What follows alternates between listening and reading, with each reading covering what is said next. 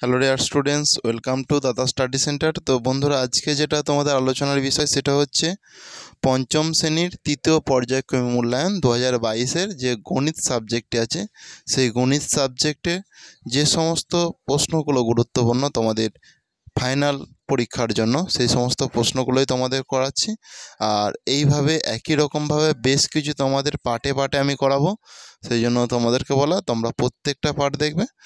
আর চলো তাহলে শুরু করছি। আজকের প্রথম প্রশ্নটা তোমরা দেখে নাও। তোমরা আশা করছি প্রত্যেকে খুব ভালোভাবেই বুঝতে পারবে। না বুঝতে পারলে কমেন্টে জানাবে, আমি নেক্সট টাইম আরও ভালো করে বোঝানোর চেষ্টা করব। তাহলে দেখো, তোমাদের প্রথম যেটা থাকবে যে নিম্নলিখিত প্রশ্নের যে কোনো 10টি উত্তর দাও। 10টি হয়তো 11টা দেওয়া আছে, সেখানে 10টি বলবে, তাহলে তার জন্য 1 গুণিতক 10 থাকবে। 1 গুণিতক 10 মানে কি 10, তো 10 করতে হবে। তো প্রথম প্রশ্নটা দেখো, এটা একের দাগ দিয়ে একের দাগের ক বলে দেয়া থাকবে। একের দাগের ক দিয়ে থাকবে 7/10কে দশমিক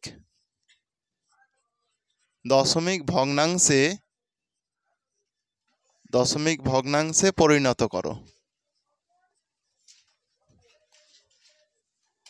তাই তো, 7/10কে দশমিক ভগ্নাংশে পরিণত করো। তো আমরা কিভাবে করব?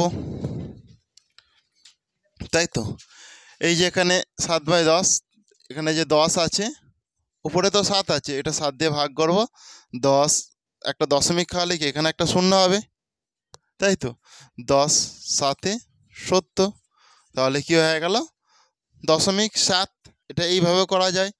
আর না হলে দেখো, 7/10 সমান দিলুম, এই যে 7টা যেরকম বসানো বসিয়ে দিলাম, এই যে একটা শূন্যর জন্য একটা সংখ্যা, আর এই একের জন্য কি এই একটা শূন্যর জন্য এই 7টা আমি পার হলাম একটা সংখ্যা, এই একের জন্য কি দশমিক বসে, তো তাহলে দশমিক বসে গেল। কিন্তু এর আগে আমরা দশমিকের আগে আমি একটা শূন্য দিয়ে দিলে তাহলে 0.7 হয়ে গেল। দিলেও আচ্ছা, না দিলেও আচ্ছা। তাহলে আমরা উত্তরটা যখন লিখব, অতএব 10/7কে দশমিক ভগ্নাংশে পরিণত করলে হবে 0.7। প্রত্যেকের কাছে ক্লিয়ার তো? তাড়াতাড়ি নোট ডাউন করে নাও। আর এটা যদি 8 থাকতো, একই জিনিস হতো, হয়তো এরকম থাকলো 12/10, এটাকে দশমিক এর জায়গায় এটা থাকলো, তাই তো। এটাকে দশমিক ভগ্নাংশে যখন পরিণত করবে, আমরা কি করব? আমি যেরকম 12 লিখে দিলাম, তাই তো। এই যে নিচে একটা 12-র নিচে শূন্য আছে, শূন্যর জন্য একটা সংখ্যা বার হলাম, তাই তো। আর এখানে যে 1 আছে, একটার জন্য কি দশমিক, তাহলে 1.2 হয়ে যাবে তখন সেই ক্ষেত্রে, তাই তো। তাহলে এরকম অঙ্ক যায় আসুক আমরা পারবো, তাই তো। তাড়াতাড়ি টুকে নাও।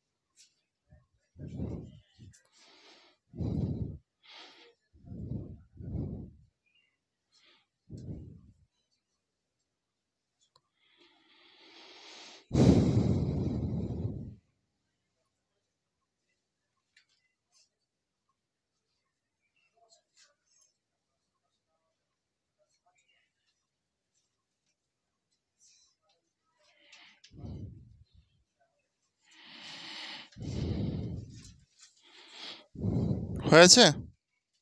ঠিক আছে, একটু স্পিড হাত চালাতে হবে, তাড়াতাড়ির মধ্যে হাত চালাতে হবে। ওকে, এরপর দ্বিতীয় প্রশ্ন আসছে।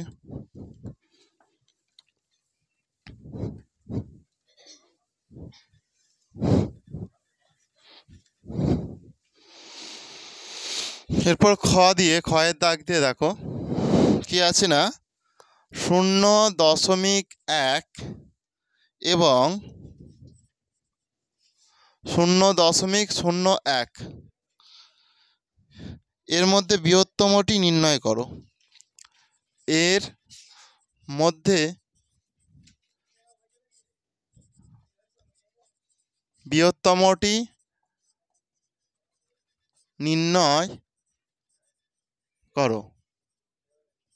তাহলে আমরা কি করব দেখো, প্রথমে যে দেখো 0.1 আছে না, এটা লিখলাম, আর এখানে কি আছে 0.01 লিখলাম। তো ভালো করে দেখো তোমরা, আমি এখানে একটা বাই করে দিলাম, ঠিক আছে। তো এই দশমিক তোলার জন্য কি হয়, 1 হয়। দশমিকের পর কটা সংখ্যা আছে, একটা, তাহলে নিচে একটা শূন্য হলো। আর এটা দেখো দশমিক তোলার জন্য 1, দশমিকের পর কটা সংখ্যা আছে, একটা দুটো, যেন একটা দুটো হয়ে গেল। তাহলে তোমাকে যদি বলে, তুমি যদি কারো কাছ থেকে 10 টাকা পাও, তোমাকে যদি 1 টাকা দেয়, সেটাতে তুমি বেশি লাভবান হবে নাকি তুমি যদি 100 টাকা দাও সেখানে তোমাকে 1 টাকা দেয়, কোনটাতে বেশি লাভবান হবে? এটাই তো। তাহলে এটাই বড়। তাহলে এটা বড় মানে কি, আমরা এইটা মানে এটাতে এটা ধরেছিলাম, আর এটা মানে তো এটা ধরেছিলাম, অতএব বৃহত্তমটি হলো, তাহলে কি লিখবো, বৃহত্তমটি হলো 0.1।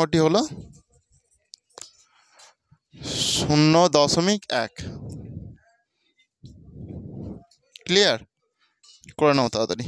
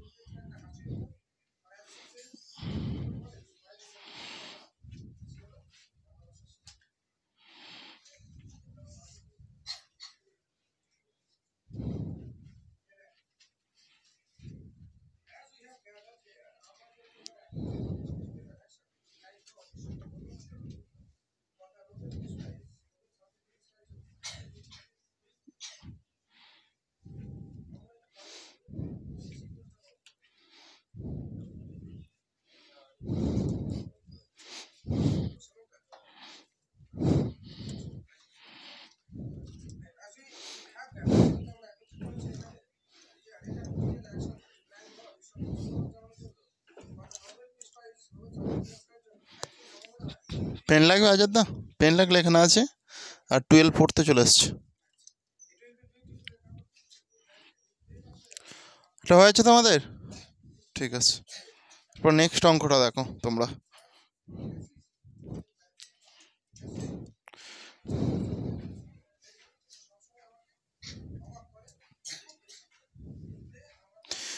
তিনের বর্গ ও 4-এর বর্গ সমান কত এর বর্গ, তাই তো? অপশন নাম্বার গ আছে।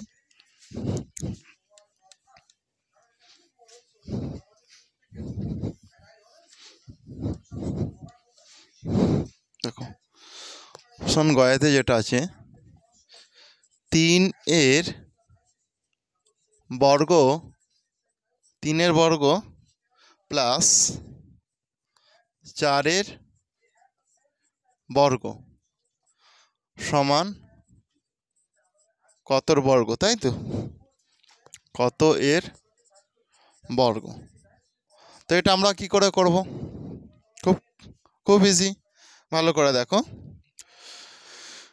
3-এর বর্গ, 3-এর বর্গ মানে এইভাবে বর্গটা দেয়, 3কে ব্যাকেট দিয়ে ঘিরে দিয়ে ওর মাথাতে 2, তাই তো? এটাকে 3-এর বর্গ বলে। এই যে প্লাসটা আছে, প্লাসটা দিলাম। 4-এর বর্গ, 4-এর বর্গ মানে 4 দিয়ে এর মাথায় ঘিরে দিয়ে এর মাথায় 2 দেবো, 2 দিলে সমান আমাকে জিজ্ঞাসা করেছে কতর বর্গ, কতর বর্গ, এটা জিজ্ঞাসা করেছে প্রশ্নতে, তাই তো? তাহলে আমি করে নিচ্ছি, ভালো করে দেখো। তাহলে 3-এর স্কোয়ার, 3-এর স্কোয়ার মানে 3 3 9, এটা 3-এর মাথাতে 2 আছে মানে 3 গুণিতক 3, 3 হচ্ছে দুটো, তাহলে 3 3 কত হয় 9 তো? সেই জন্য এখানটায় আমি 9 লিখলো, এই প্লাসটা আমি এখানটায় দিলাম, তাই তো? এরপরে দেখো ভালো করে,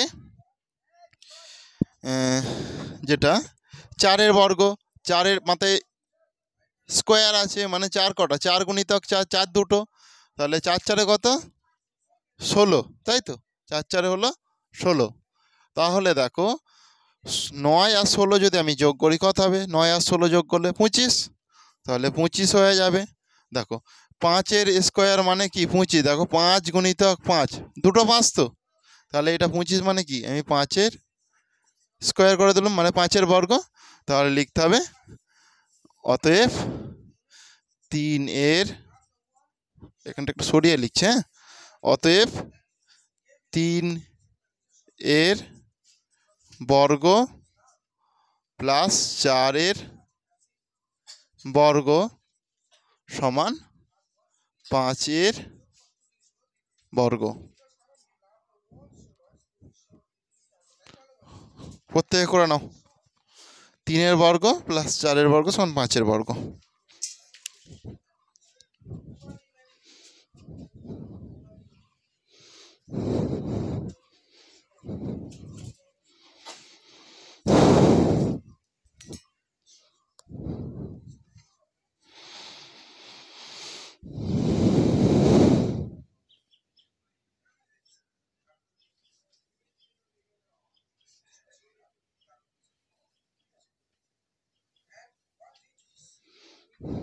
হয়েছে?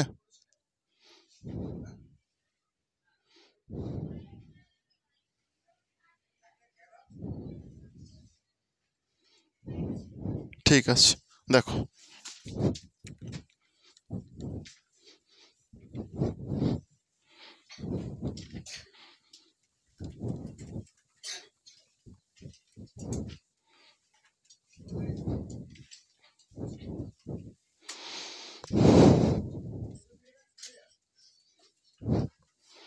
তিন শূন্য 3070, 94কে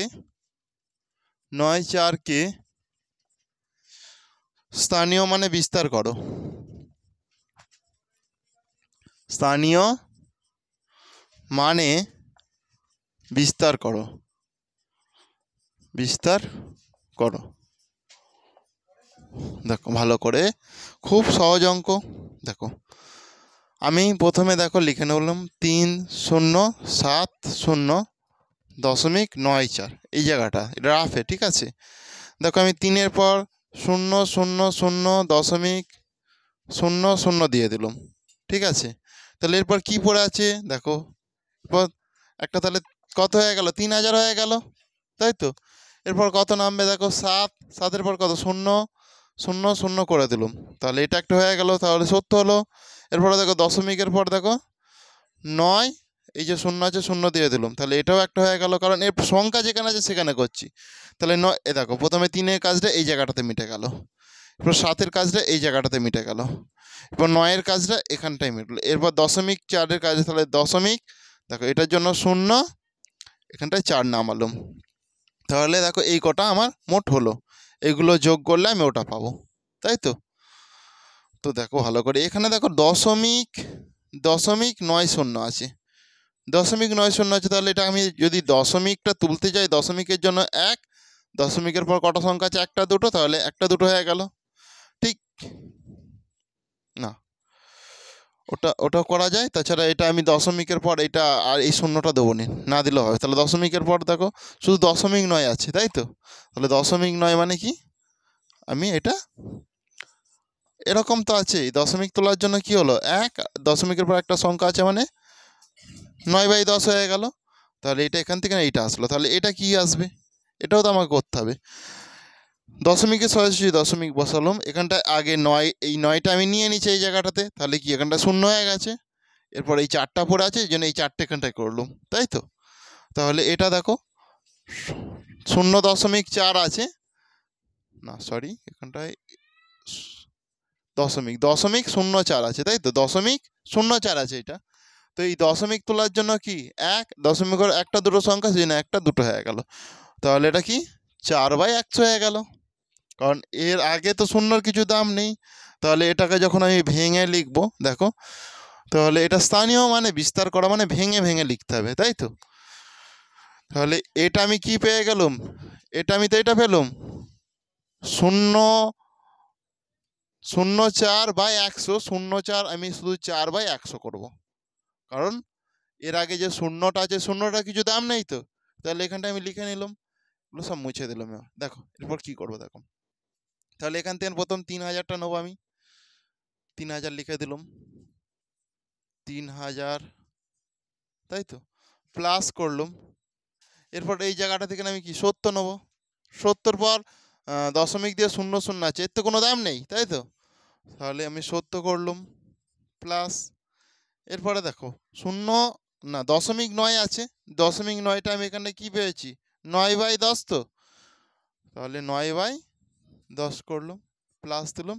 এরপরে দেখো 0.04, তো 0.04 মানে কি আমি কি 4/100 পেয়েছি তো, সেই জন্য এখানটা 4/100 হয়ে গেল। বেশ, স্থানীয় মানে বিস্তার হয়ে গেল। এটাই হবে উত্তর, প্রত্যেকে করে নাও। এটা জাস্ট বোঝানোর জন্য, এটা কিন্তু এইভাবে করলে হবে না, এটা জাস্ট বোঝানোর জন্য করলাম। উত্তর এটা, এটা করে নিয়ে বোঝার জন্য ওটা ঢুকে রাখো তাড়াতাড়ি।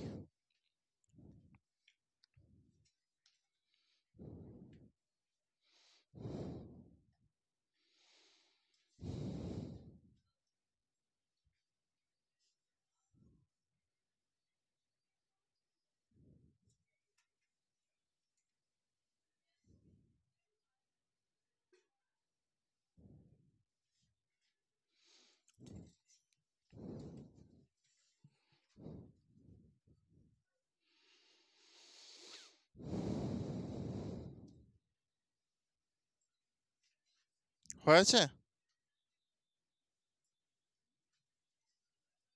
তাড়াতাড়ি করো, নাহলে আমি মুছে দেবো।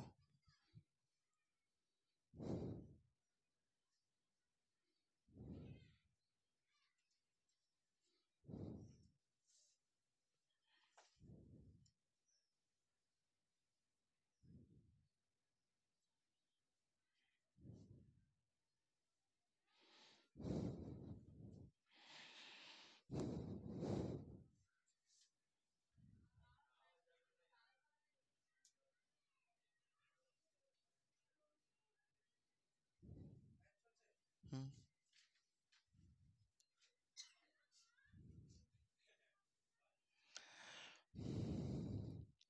এটা নয়েজ ক্যান্সেলেশন আর কি, শুধুমাত্র আমার সাউন্ডটাই উঠবে, আর কারো উঠবে না।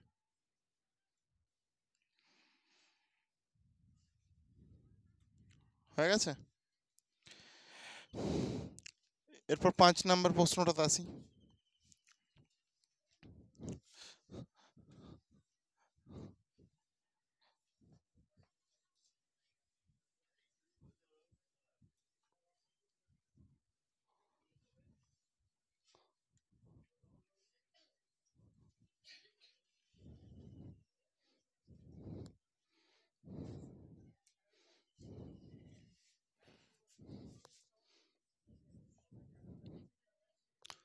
তিন, 7, 8, 9, 0 এই অঙ্কগুলি দিয়ে, এই অঙ্কগুলি দিয়ে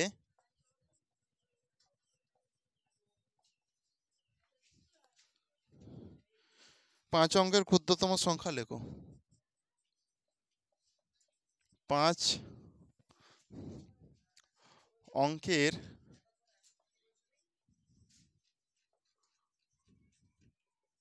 ক্ষুদ্রতম সংখ্যা লেখো। তাহলে দেখো ভালো করে, 5 অঙ্কের ক্ষুদ্রতম সংখ্যা বলেছে, উত্তর লিখছি 5 অঙ্কের ক্ষুদ্রতম সংখ্যাটি হলো, দেখো ভালো করে, এখানে কি কি দেওয়া আছে, 3 আছে, 7 আছে, 8 আছে, 9 আছে, 0 আছে। তো আমি যদি শূন্যটা দিই, 0 তারপরে 3, সব থেকে ছোট তো 0, তাহলে 0, 3, 7, 8, 9 এটা কি 5 অঙ্কের সংখ্যা হলো? 5 অঙ্কের সংখ্যা হয়নি, কারণ শূন্যটা আগে দিলে হবে না 5 অঙ্কের সংখ্যা বানাতে গেলে। সবচেয়ে আবার ছোটও করতে হবে। তাহলে শূন্য আর এই তাহলে এর মধ্যে 3টা ছোট, তাহলে আমি কি করব, 3টা আগে দেবো। 3টা আগে দেওয়ার পর তারপর শূন্যটা দেবো। 3 0 7 8 9 এটা দেখো 5 অঙ্কের সংখ্যা হলো। আমি এটাকে কি বলবো, যে 3,789 টাকা। কিন্তু এই ক্ষেত্রে কি বলবো, 30,789 টাকা। তাহলে এটাই তো 5 অঙ্কের সংখ্যা, কারণ এখানে তো শূন্যটা আমি আগের শূন্যটা আমি কেটেও দিতে পারি। এর আগেই তো বুঝিয়েছি যে আগে যদি সংখ্যার আগে যদি শূন্য থাকে সেটা আমি কেটেও দিতে পারি। তাহলে তখন এটা দেখো 1টা 2টো 3টে 4টে, তখন এটা 4 অঙ্কের সংখ্যা হয়ে গেল। কিন্তু আমাকে প্রশ্নতে বলেছে 5 অঙ্কের ক্ষুদ্রতম সংখ্যা, সেই জন্য আমাকে 3টা আগে দেওয়ার পর তারপর শূন্যটা দিতে হবে। ক্লিয়ার? তাড়াতাড়ি নোট ডাউন করে নাও।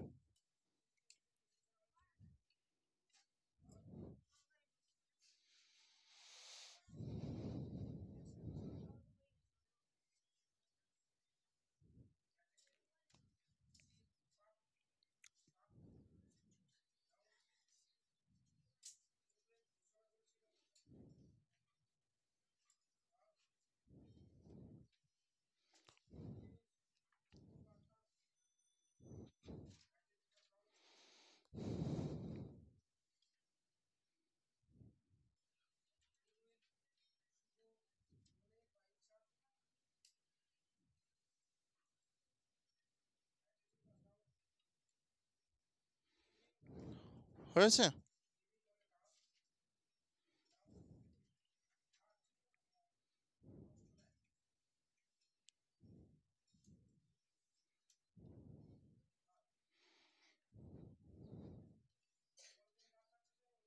তাড়াতাড়ি করে নাও, তাড়াতাড়ি করে নাও।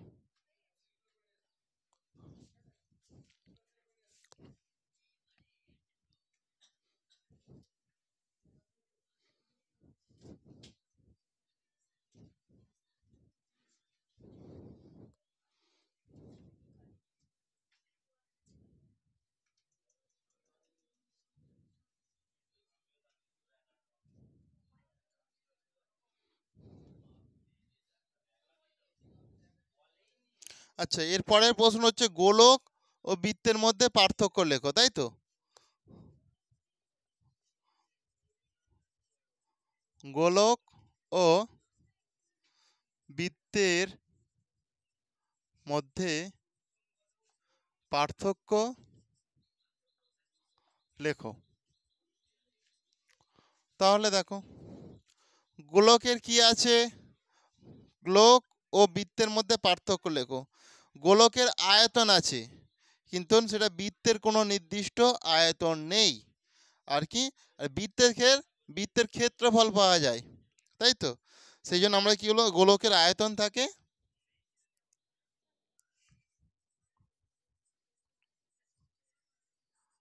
গোলকের আয়তন থাকে, কিন্তু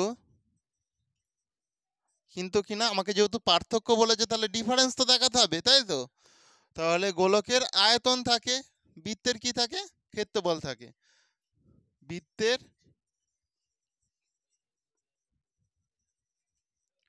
ক্ষেত্রফল থাকে, এটাই হচ্ছে ডিফারেন্স। এর আয়তন থাকে আর এর ক্ষেত্রফল থাকে, আর কিছু ডিফারেন্স নেই। তাড়াতাড়ি নোট ডাউন করো।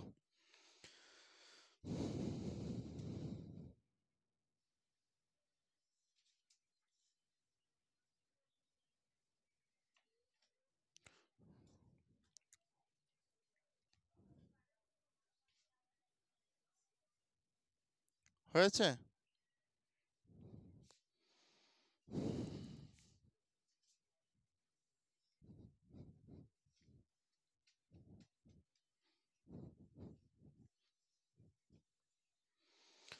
16 সংখ্যাটির বর্গমূলের বর্গমূল কত?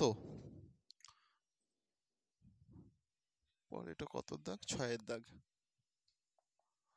16 সংখ্যাটির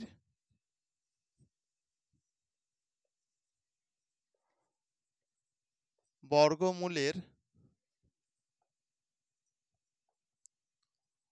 বর্গমূল কত?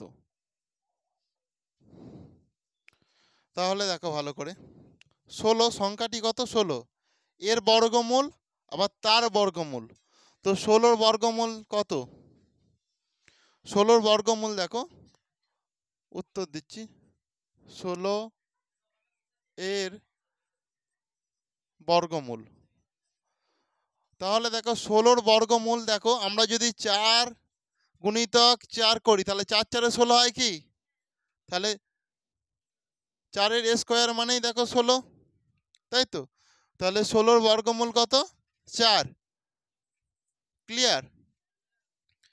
এরপর আমরা কি আবার বলছে 16, মানে 16 সংখ্যাটি বর্গমূলের বর্গমূল, আবার 4-এর বর্গমূল করতে হবে, কারণ দুবার এখানে বর্গমূল আছে। দেখো 16 সংখ্যাটির বর্গমূল কত? 4, কিন্তু এর আবার তো বর্গমূল বের করাতে হবে, কারণ দুবার তো বর্গমূল আছে। তাহলে আমি কি লিখবো দেখো ভালো করে, 4 এর বর্গমূল, 4 এর বর্গমূল সমান দেখো, তাহলে 2 গুণিতক 2, 2 দুগুণে কত? 4, তাই তো? তাহলে এটা কি, আমরা কি 2 এর স্কোয়ার বা 2 এর বর্গকে আমরা তো এইভাবে লিখবো, 2 এর বর্গকে কি 2 গুণিতক 2 মানে 4। দেখো এই যে 4 মিল পাচ্ছি তো, তাহলে 4 এর বর্গ কত? 2। তাহলে আমাদের সঠিক উত্তর কি হবে দেখো ভালো করে, সঠিক উত্তর যেটা হবে সেটা হচ্ছে, অতএব 16 সংখ্যাটির বর্গমূলের বর্গমূল হলো 16 সংখ্যাটির বর্গমূলের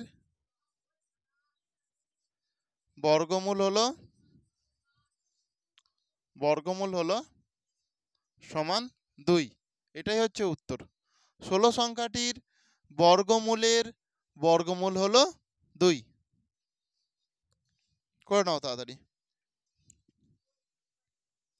আর আমি যেভাবে ফুল বাক্যে লিখছি, ফুল বাক্যে উত্তর দেবে, এই যে অতএব দিয়ে, এই যে এখানে একটা করলাম, এখানে একটা লিখলাম, শুধু 2 রেখে দিলে হবে না, এটা পুরোটা লিখে দেখাতে হবে।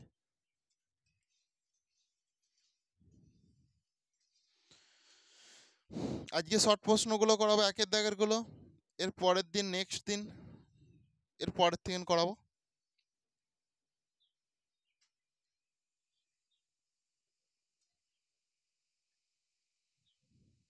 হয়েছে? হয়েছে? এরপর বর্গীর জয়ের দাগের হবে।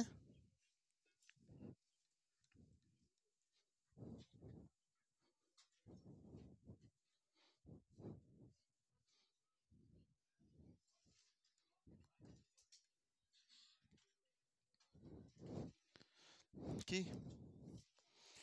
লোক সংখ্যা ও সময়ের মধ্যে কিরূপ সম্পর্ক?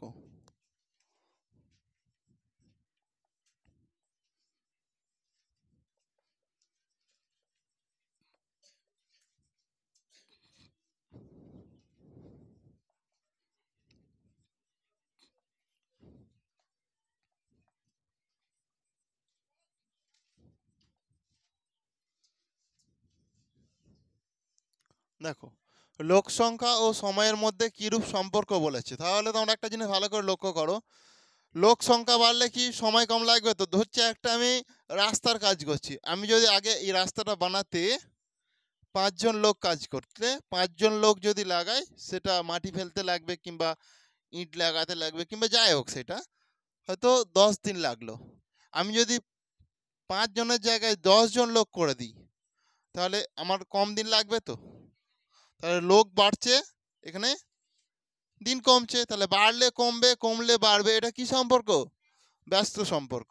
তাহলে আমি কি করব, যে লোক সংখ্যা ও সময়ের মধ্যে ব্যস্ত সম্পর্ক, উত্তর হবে, কারণ আমার কিরূপ সম্পর্ক বলেছে এখানে, যেহেতু লিখবো অতএব লোক সংখ্যা ও সময়ের মধ্যে ব্যস্ত সম্পর্ক।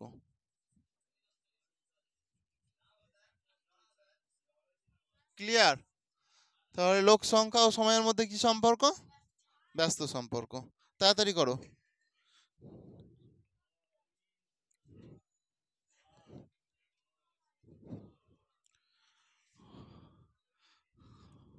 তাড়াতাড়ি করো, হয়ে গেছে প্রকৃতির। ঠিক আছে, মুছে দিচ্ছি, যাদের হয়নি প্রকৃতির খাতা দেখে করে নাও।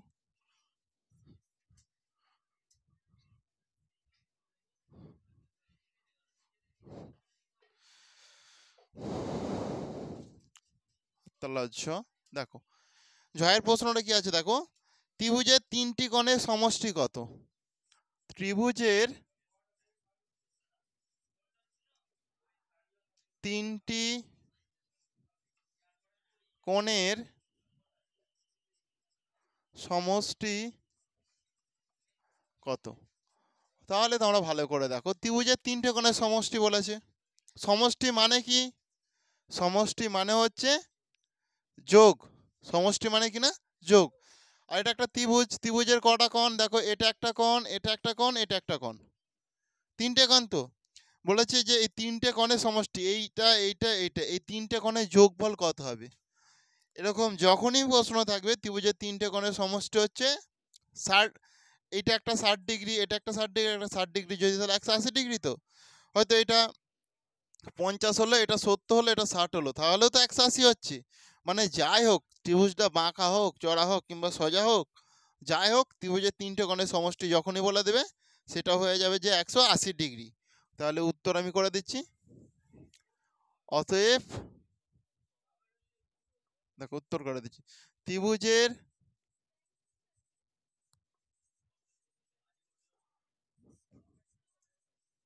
3টি কোণের সমষ্টি হলো 180 ডিগ্রি। ত্রিভুজের 3টে কোণের সমষ্টি কত? 180 ডিগ্রি। এই যে মাথায় ছোট্ট দিকে শূন্যর মতন দিয়েছে, এটাকে ডিগ্রি বলে, কোণের। ঠিক আছে, করে নাও।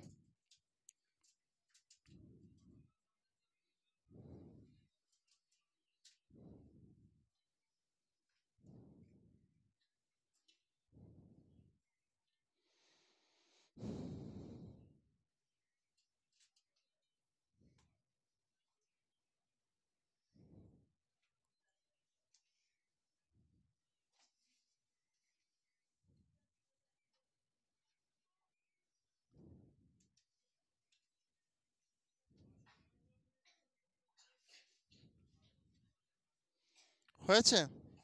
এরপর বলেছে যে দেখো ভালো করে এটা মুছে দিচ্ছি।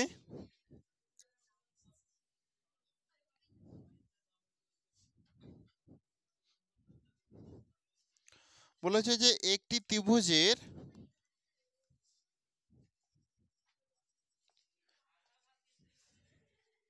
একটি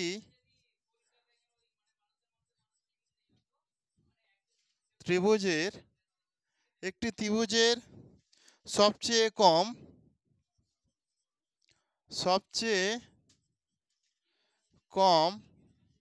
তাহলে কি হলো না, একটি ত্রিভুজের সবচেয়ে কম কটি সূক্ষ্মকোণ থাকতে পারে? কটি সূক্ষ্মকোণ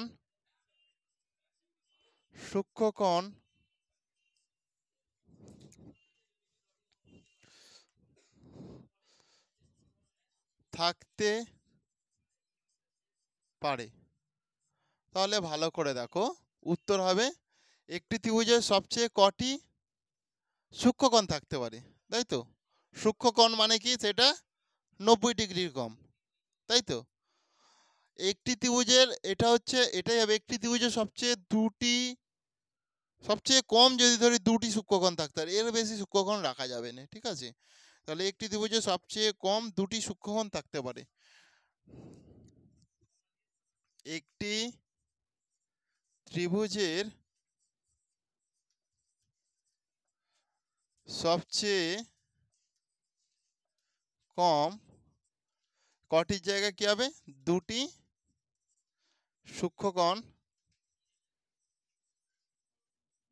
সূক্ষ্মকোণ থাকতে পারে। দেখো তাহলে একটি ত্রিভুজে মিল পাচ্ছ তো, সবচেয়ে কম কটির জায়গায় খালি আমি কি করলাম? 2টি সূক্ষ্মকোণ থাকতে পারে। ক্লিয়ার? আর তোমাদের তো একের দাগের যেটা 1 নাম্বার প্রশ্ন, এটা 11টা থাকবে 10টা করতে হবে। তাহলে এই পর্যন্ত আমার 10টা হয়ে গেছে, কিন্তু 11টা থাকবে 10টা করতে হবে, মানে একটা তোমাদেরকে বেশি দেবে, সেটা করতেও পারো নাও পারো, একটা কি দুটো বেশি দেবে এরকম আর কি। পরে প্রশ্নটা করে দিচ্ছি।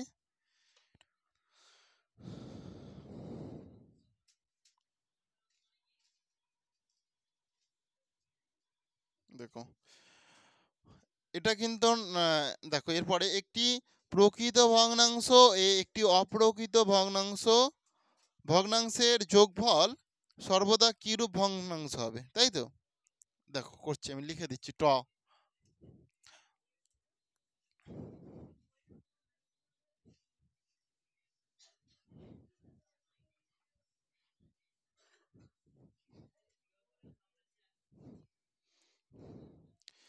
একটি প্রকৃত ভগ্নাংশ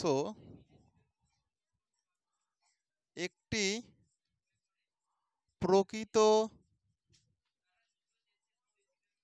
ভগ্নাংশ ও একটি অপ্রকৃত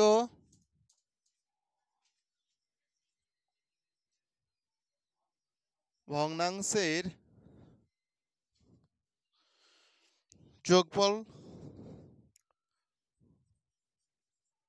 যোগফল সর্বদা কিরূপ ভগ্নাংশ হবে? কিরূপ ভগ্নাংশ হবে, তাই তো? তো ভালো করে দেখো, একটি প্রকৃত ভগ্নাংশ ও একটি অপ্রকৃত ভগ্নাংশের যোগফল সর্বদা কিরূপ ভগ্নাংশ হবে, তাই তো? তো কিরূপ হতে পারে তোমাদের বলে মনে হয়?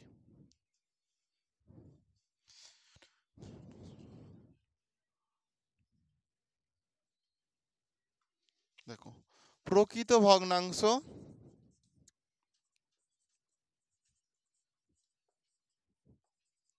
প্লাস অপ্রকৃত ভগ্নাংশ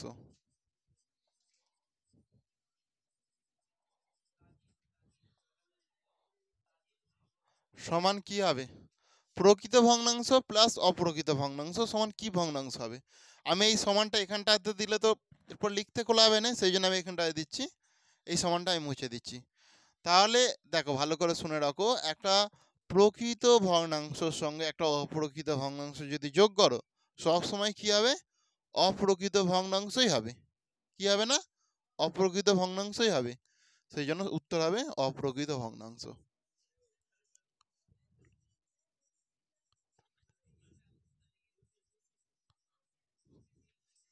উত্তর হলো অপ্রকৃত ভগ্নাংশ। করো এটা।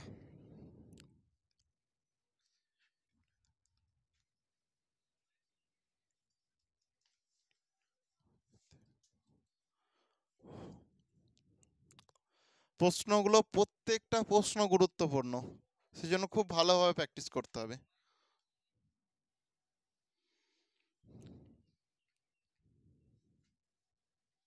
হয়েছে? এরপরে নেক্সট প্রশ্ন আসছি, দেখো। হয়েছে তো? মুছে দেবো এটা। তো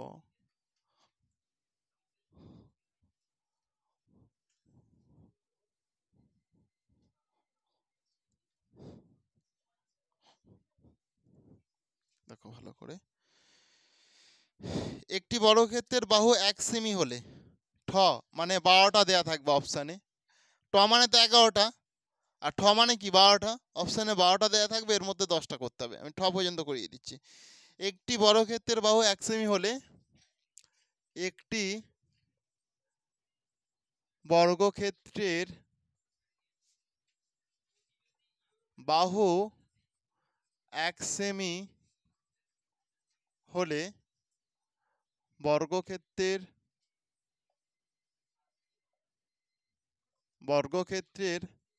ক্ষেত্রফল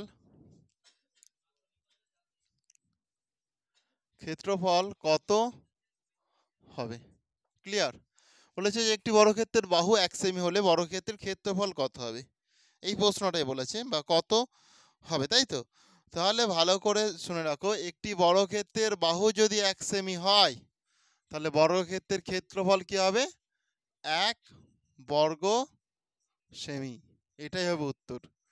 বর্গক্ষেত্রের বাহু যদি 1 সেমি হয় ক্ষেত্রফলটা 1 বর্গ সেমি হবে। কি বর্গ? ক্ষেত্রফল যখনই বলে দেবে তখন বর্গ লিখতে হবে। 1 বর্গ সেমি হবে।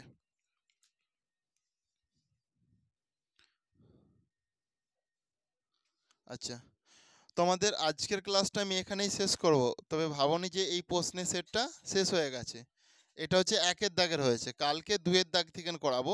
কারণ আমি যদি একবারে সবগুলো করিয়ে দিই অনেকটা বড় হয়ে যাবে আর তোমরাও পারবে না, সেজন্য অল্প অল্প করে প্রত্যেক দিন করাবো। এটাই হচ্ছে তোমাদের রুটিন। অঙ্ক প্রত্যেক দিনই করাবো, অল্প অল্প করে করাবো। এর প্র্যাকটিস সেট, তবে 10টার মতন প্র্যাকটিস সেট করালে সবই কমন পেয়ে যাবে। 10টা মতন প্র্যাকটিস সেট করিয়ে দেবো, তাহলেই হয়ে যাবে। ঠিক আছে, আজকের ক্লাসটা তাহলে শেষ করছি এখানেই।